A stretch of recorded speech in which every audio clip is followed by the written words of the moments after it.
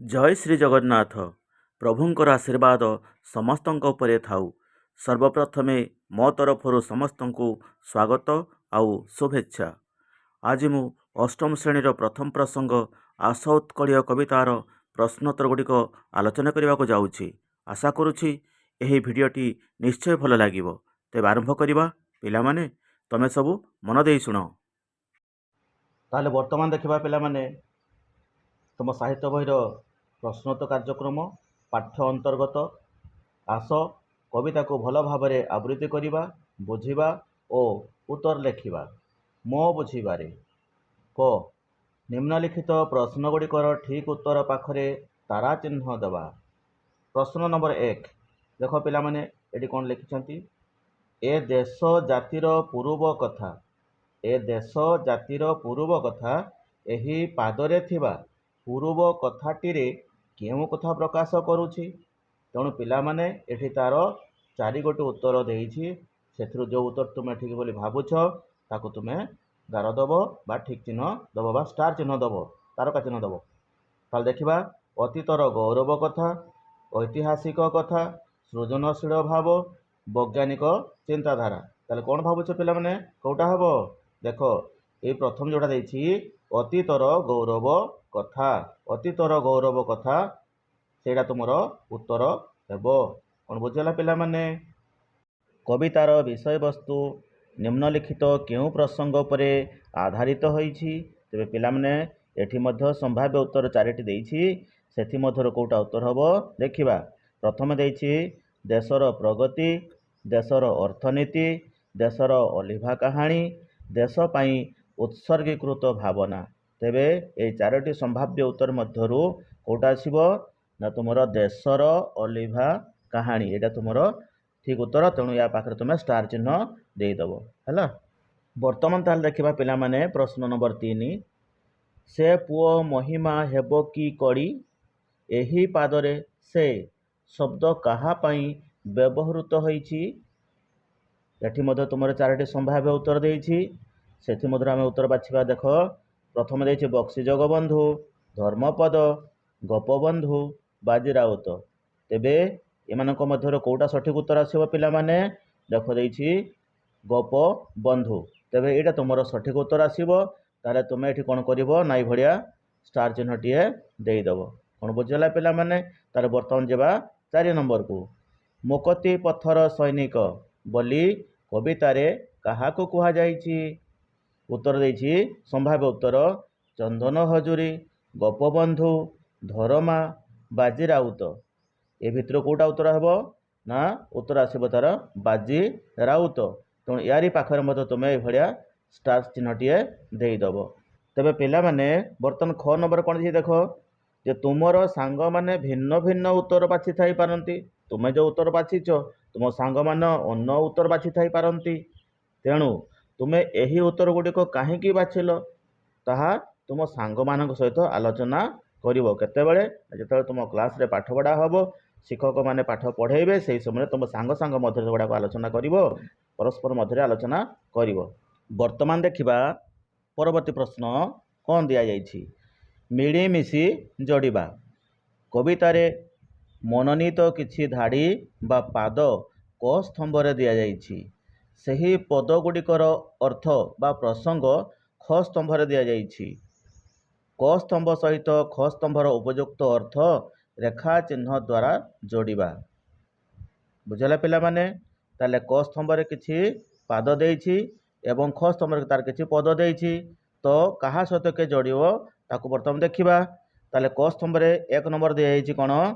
बक्सी जगबंधु चंदन हजूरी गलेणी उभय अमर पथे।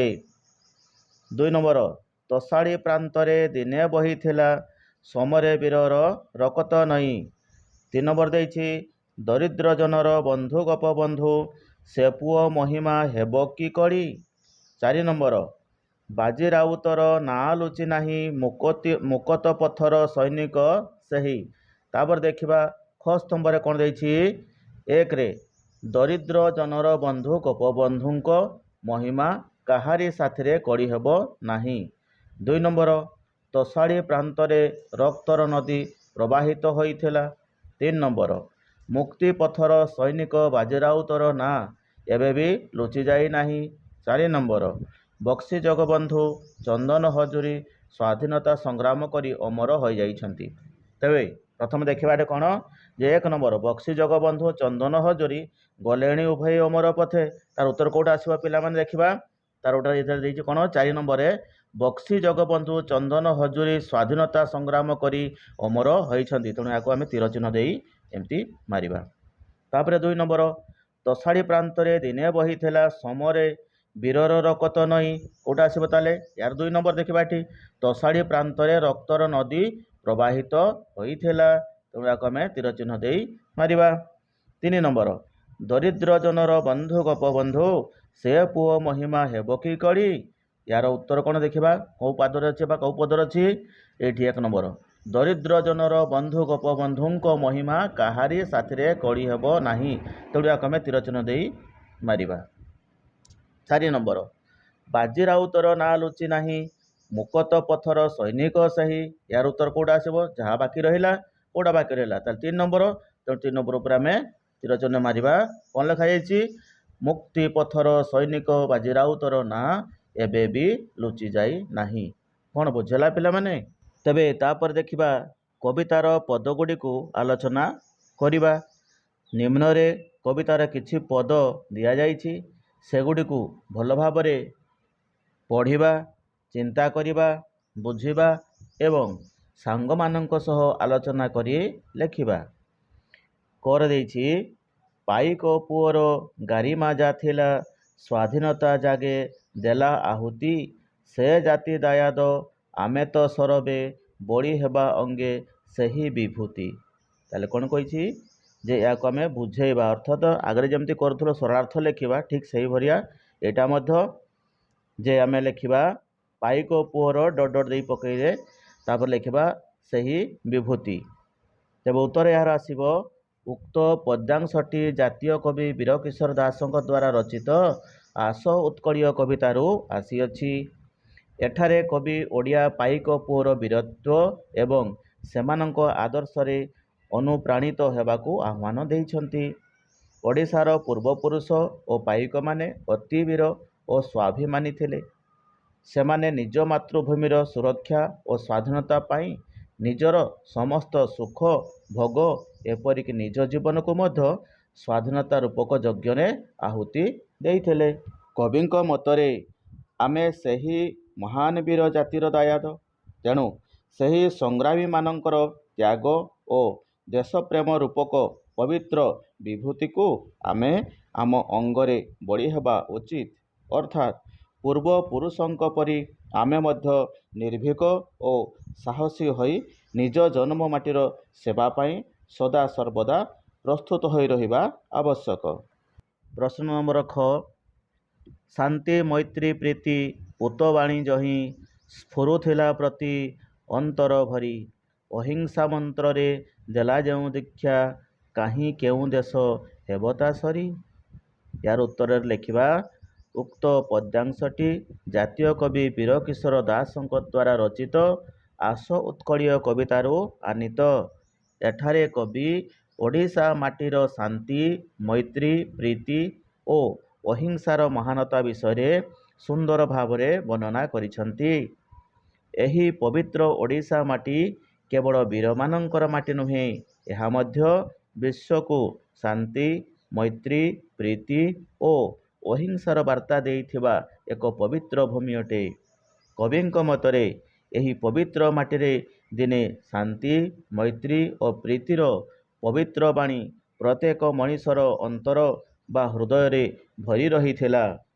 ପ୍ରସିଦ୍ଧ କଳିଙ୍ଗ ଯୁଦ୍ଧ ପରେ ଏହି ପବିତ୍ର ମାଟିରୁ ହିଁ ସାରା ବିଶ୍ୱକୁ ଅହିଂସାର ମନ୍ତ୍ରରେ ଦୀକ୍ଷିତ କରାଯାଇଥିଲା। ଓଡ଼ିଶାର ଏହି ମହାନ ଆଦର୍ଶ ଓ ଅହିଂସାର ପରମ୍ପରା ସହିତ ପୃଥିବୀର ଅନ୍ୟ କୌଣସି ଦେଶ ସରି ବା ସମାନ ହୋଇପାରିବ ନାହିଁ। କବି ଏହି ପଦ ମାଧ୍ୟମରେ ଆମକୁ ସତ୍ୟ ନ୍ୟାୟ ଏବଂ ଅହିଂସା ପଥରେ ଚାଲିବାକୁ ପ୍ରେରଣା ଦେଇଛନ୍ତି।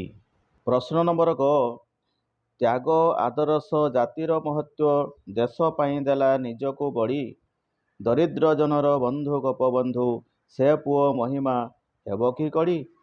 ତେବେ ଏହାର ଉତ୍ତରରେ ପିଲାମାନେ ଲେଖିବା ଉକ୍ତ ପଦ୍ୟାଂଶଟି ଜାତୀୟ କବି ବୀରକିଶୋର ଦାସଙ୍କ ରଚିତ ଆସ ଉତ୍କଳୀୟ କବିତାରୁ ଆନିତ ହୋଇଅଛି। ଏଠାରେ କବି ଉତ୍କଳମଣି ଗୋପବନ୍ଧୁ ଦାସଙ୍କର ଅତୁଳନୀୟ ତ୍ୟାଗ ଓ ମହିମା ବିଷୟରେ ବର୍ଣ୍ଣନା କରିଛନ୍ତି।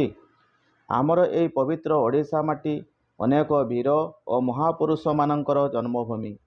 ସେମାନଙ୍କ ମଧ୍ୟରୁ ଉତ୍କଳମଣି ଗୋପବନ୍ଧୁ ଦାସ ଥିଲେ ତ୍ୟାଗ ଓ ଆଦର୍ଶର ପ୍ରତିମୂର୍ତ୍ତି। ସେ କେବଳ ଜଣେ ନେତା ନଥିଲେ, ବରଂ ଦରିଦ୍ର, ଅସହାୟ ଓ ଦୁଃଖୀ ଜନଙ୍କର ପ୍ରକୃତ ବନ୍ଧୁ ଥିଲେ। ଜାତିର ମହତ୍ତ୍ୱ ରକ୍ଷା କରିବା ପାଇଁ ସେ ନିଜର ସମସ୍ତ ସୁଖ ସୁବିଧାକୁ ଜଳାଞ୍ଜଳି ଦେଇ ଦେଶ ଓ ଜାତି ପାଇଁ ନିଜକୁ ଉତ୍ସର୍ଗ କରିଥିଲେ। କବିଙ୍କ ମତରେ ଗୋପବନ୍ଧୁଙ୍କ ପରି ମହାନ ପୁଅର ମହିମା ବା ଗୌରବକୁ କଳ୍ପନା କରିବା ସମ୍ଭବ ନୁହେଁ। ତାଙ୍କର ନିଃସ୍ୱାର୍ଥପର ସେବା ଓ ଦେଶପ୍ରେମ ଯୁଗେ ଯୁଗେ ଓଡ଼ିଆ ଜାତି ପାଇଁ ପ୍ରେରଣାର ଉତ୍ସ ହୋଇ ରହିବ। ତାପରେ ଆସିବା ବୁଝି ବିଚାରି ଲେଖ। କବିତାକୁ ଭଲ ଭାବରେ ପଢ଼ି ନିମ୍ନରେ ଦିଆଯାଇଥିବା ପ୍ରଶ୍ନଗୁଡ଼ିକର ଉତ୍ତର ଲେଖ। ତାହେଲେ ପ୍ରଥମରେ ପ୍ରଶ୍ନ ଦେଇଛି କ'ଣ, ଯେ ଏ ଦେଶ ଜାତିର ପୂର୍ବ କଥା। ଉକ୍ତ ଧାଡ଼ିରେ କେଉଁ ଦେଶ ଓ ଜାତିର ପୂର୍ବ କଥା ସମ୍ପର୍କରେ କୁହାଯାଇଛି ଏବଂ କାହିଁକି କୁହାଯାଇଛି? ଉତ୍ତରରେ ଲେଖିବା ଏଠାରେ ଆମ ପ୍ରିୟ ମାତୃଭୂମି ଓଡ଼ିଶା ଦେଶ ଏବଂ ବୀର ଓଡ଼ିଆ ଜାତିର ପୂର୍ବ କଥା ସମ୍ପର୍କରେ କୁହାଯାଇଛି। କାରଣ ଓଡ଼ିଶାର ଅତୀତ ଇତିହାସର ବୀରତ୍ୱ, ତ୍ୟାଗ ଏବଂ ସ୍ୱାଭିମାନରେ ପରିପୂର୍ଣ୍ଣ, ଯାହା ପ୍ରତ୍ୟେକ ଓଡ଼ିଆଙ୍କୁ ଗର୍ବିତ କରେ। ବର୍ତ୍ତମାନ ଦେଖିବା ପ୍ରଶ୍ନ ନମ୍ବର ଖ। ବକ୍ସି ଜଗବନ୍ଧୁ ଓ ଚନ୍ଦନ ହଜୁରୀ କେଉଁ ପଥର ପଥିକ ଥିଲେ? ସେମାନେ କେଉଁ କାର୍ଯ୍ୟ ପାଇଁ ଅମର? ଉତ୍ତର ବକ୍ସି ଜଗବନ୍ଧୁ ଓ ଚନ୍ଦନ ହଜୁରୀ ସ୍ୱାଧୀନତା ସଂଗ୍ରାମ ଏବଂ ଦେଶପ୍ରେମ ପଥର ପଥିକ ଥିଲେ। ମାତୃଭୂମିର ସ୍ୱାଧୀନତା ପାଇଁ ଇଂରେଜମାନଙ୍କ ବିରୋଧରେ ଲଢ଼େଇ କରି ନିଜର ସର୍ବସ୍ୱ ତ୍ୟାଗ କରିଥିବା କାର୍ଯ୍ୟ ପାଇଁ ସେମାନେ ଯୁଗ ଯୁଗ ଧରି ଅମର। ବର୍ତ୍ତମାନ ଦେଖିବା ପ୍ରଶ୍ନ ନମ୍ବର ଗ। ସେ ଜାତି ଦାୟାଦ ଆମେ ତ ସରବେ। ଉକ୍ତ ପଦରୁ ତୁମେ କ'ଣ ବୁଝିଲ ଲେଖ। ଉତ୍ତର ଏହାର ଅର୍ଥ ହେଲା ଯେଉଁ ବୀର ପାଇକମାନେ ଦେଶ ପାଇଁ ନିଜ ଜୀବନ ଆହୁତି ଦେଇଥିଲେ, ଆମେ ସମସ୍ତେ ହେଉଛୁ ସେହି ସାହସୀ ଓଡ଼ିଆ ଜାତିର ଉତ୍ତରାଧିକାରୀ ବା ଦାୟାଦ। ତେଣୁ ଆମ ଦେହରେ ମଧ୍ୟ ସେହି ବୀର ପୁରୁଷମାନଙ୍କର ବୀରତ୍ୱର ରକ୍ତ ପ୍ରବାହିତ ହେଉଛି। ବର୍ତ୍ତମାନ ଦେଖିବା ପ୍ରଶ୍ନ ନମ୍ବର ଘ। କବିତାରେ ଦେଶପ୍ରେମ ସମ୍ପର୍କରେ ଅନେକ କଥା ଉଲ୍ଲେଖ କରାଯାଇଛି। ତୁମେ ଦେଶପ୍ରେମ ସମ୍ପର୍କରେ ଯାହା ଜାଣ ଲେଖ।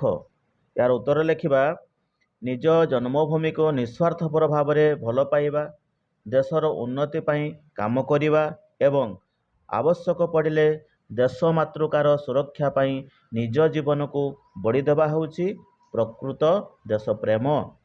ତାପରେ ଦେଖିବା ପ୍ରଶ୍ନ ନମ୍ବର ଙ। ଏହି କବିତାଟି ଏକ ଦେଶାତ୍ମବୋଧକ କବିତା, ଯାହା ଆମକୁ ଆମ ରାଜ୍ୟ ଓ ଦେଶକୁ ଭଲ ପାଇବାର ପ୍ରେରଣା ଜାଗ୍ରତ କରାଏ। ଏହି କବିତାଟି ତୁମକୁ କେଉଁ ପ୍ରେରଣା ପ୍ରଦାନ କରୁଛି ଲେଖ।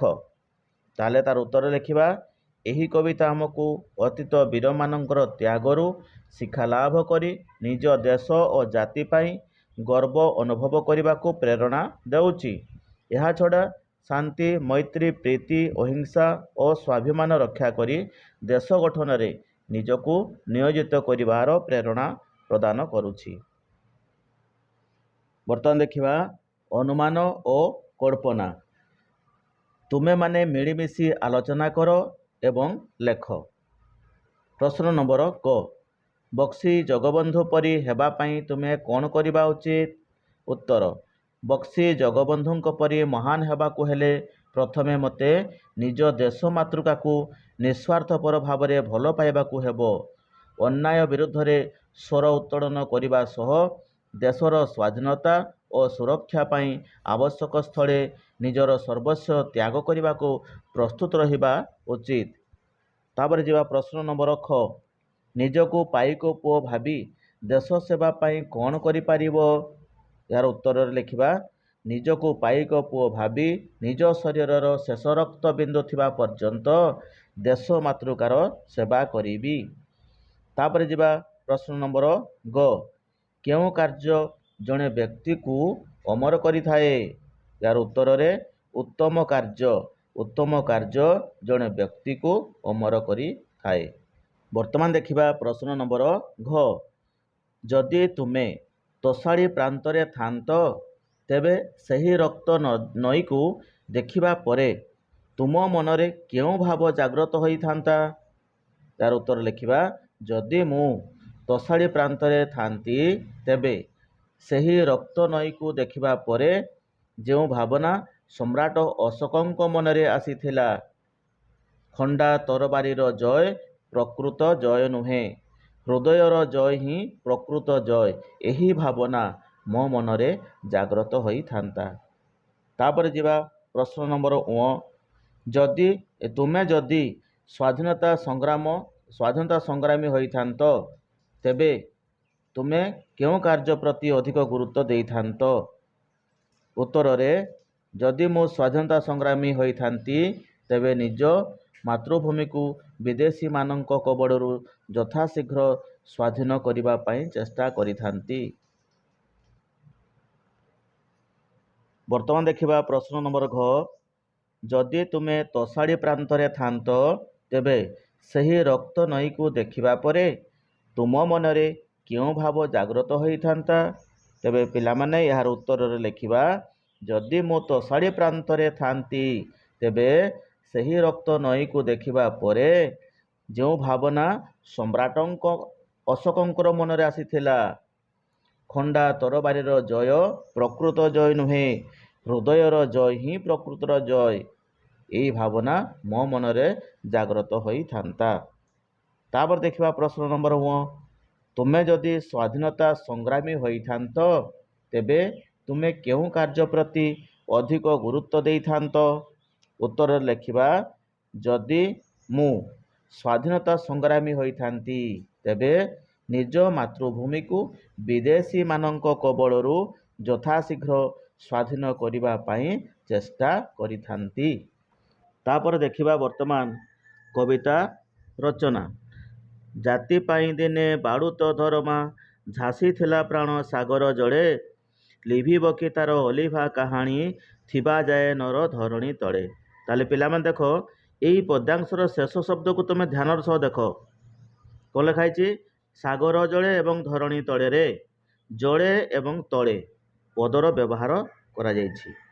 ଏହି ଦୁଇ ପଦର ଶେଷ ଧ୍ୱନି ଏକା ଭଳି।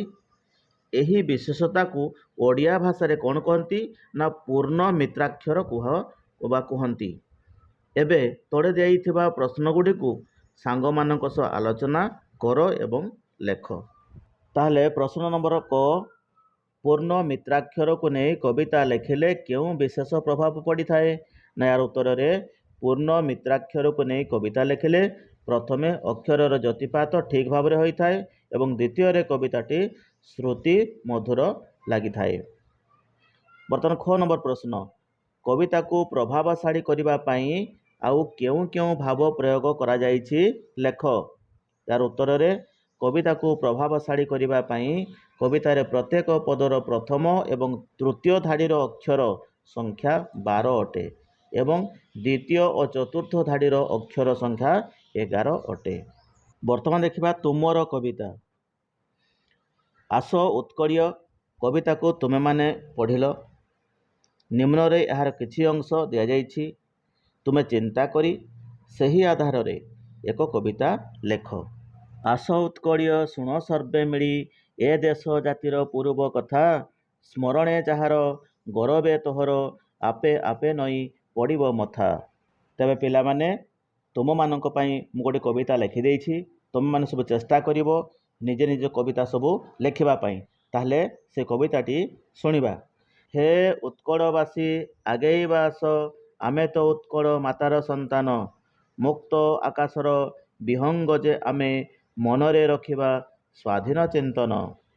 ତାପରେ ଆସିବା ଭାଷା ବିଚାର। କ ଶବ୍ଦ ସହ ଶବ୍ଦ ଯୋଡ଼। ତୁମ ସାଙ୍ଗମାନଙ୍କ ସହ ମିଶି ଆଲୋଚନା କରି ତଳେ ଦିଆଯାଇଥିବା ଖାଲି ସ୍ଥାନରେ ଧରଣୀର ସମାର୍ଥବୋଧକ ଶବ୍ଦଗୁଡ଼ିକ ଲେଖିବ ବା ଲେଖ।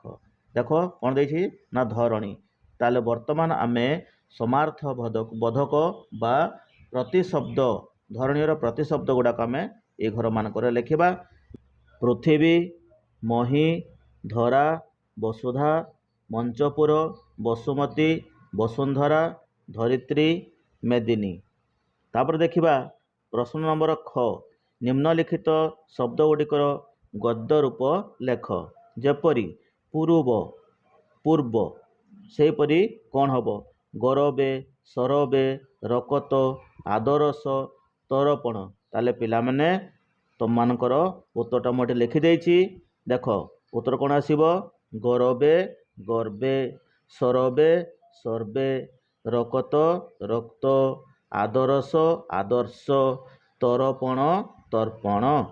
ବର୍ତ୍ତମାନ ଦେଖିବା ପ୍ରଶ୍ନ ନମ୍ବର ଗ। କାଳ ବା ସମୟ ବିଚାର।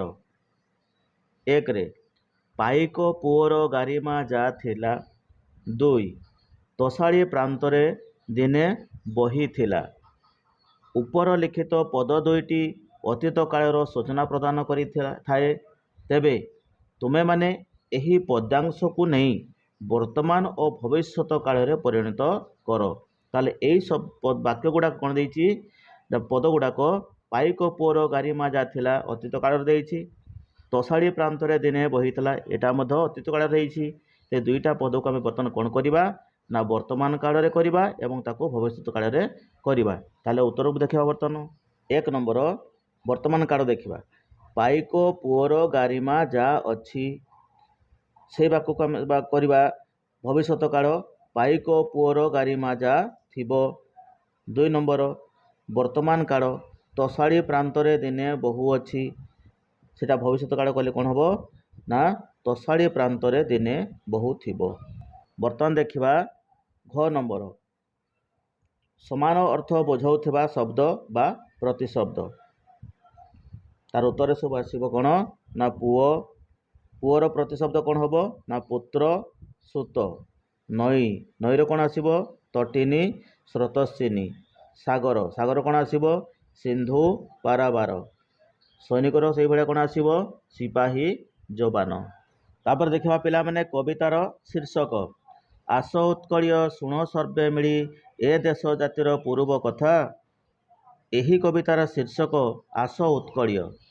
ଅନେକ ସମୟରେ କବିମାନେ କବିତାର ଏକ ଧାଡ଼ିକୁ କବିତାର ଶୀର୍ଷକ ଭାବରେ ବ୍ୟବହାର କରିଥାନ୍ତି। ଏହିଭଳି ଯଦି ତୁମେ କବିତାରୁ ଅନ୍ୟ ଗୋଟିଏ ଧାଡ଼ି କବିତାର ଶୀର୍ଷକ ଭାବରେ ବାଛିବ ତେବେ କାହିଁକି ବାଛିଲ ଲେଖ। ଏହାର ଉତ୍ତରରେ ଏହି କବିତାରେ ମୁଁ ଜାତିର ପୂର୍ବ କଥା ଧାଡ଼ିଟିକୁ ଶୀର୍ଷକ ଭାବରେ ବାଛିବି। କାରଣ ଏହି କବିତାରେ ମୁଖ୍ୟତଃ ଓଡ଼ିଶାର ଅତୀତର ବୀରତ୍ୱ, ଗୌରବମୟ ଇତିହାସ ଏବଂ ବରପୁତ୍ରମାନଙ୍କର ତ୍ୟାଗ ବିଷୟରେ ବର୍ଣ୍ଣନା କରାଯାଇଛି। ପୂର୍ବ କଥା କହିଲେ ଆମ ଓଡ଼ିଆ ଜାତିର ସେହି ପୁରାତନ ଗୌରବ ଗାଥାକୁ ବୁଝାଯାଏ, ଯାହାକି ପାଠକମାନଙ୍କ ମନରେ ଦେଶପ୍ରେମ ଜାଗ୍ରତ କରିବା ପାଇଁ ଏହି କବିତାର ମୂଳ ଲକ୍ଷ୍ୟ। ତେଣୁ ଏହି ଧାଡ଼ିଟି ଶୀର୍ଷକ ଭାବେ ଅଧିକ ଉପଯୁକ୍ତ ବୋଲି ମନେ ହୁଏ। ପିଲାମାନେ ଆଜିର ପ୍ରଶ୍ନ ଉତ୍ତର କାର୍ଯ୍ୟକ୍ରମଟି ଏଇଠି ଶେଷ ହୋଇଯାଇଛି। ଭଲ ଲାଗିଲେ ଲାଇକ୍ କରିବା, ଅନ୍ୟମାନଙ୍କୁ ସେୟାର କରିବା, କିଛି ବାର୍ତ୍ତା ଥିଲେ କମେଣ୍ଟରେ ଲେଖିବା, ଆଉ ମୋର ଚ୍ୟାନେଲକୁ ନିଶ୍ଚିତ ଭାବରେ ସବସ୍କ୍ରାଇବ୍ କରିଦେବା। ପୁଣି ନୂତନ ଅଧ୍ୟାୟକୁ ଆଲୋଚନା କରିବା ଅନ୍ୟ ଏକ ଭିଡ଼ିଓରେ। ଆଜି ପାଇଁ ରହୁଛି। ଜୟ ହିନ୍ଦ, ଜୟ ଭାରତ, ଜୟ ଶିକ୍ଷା।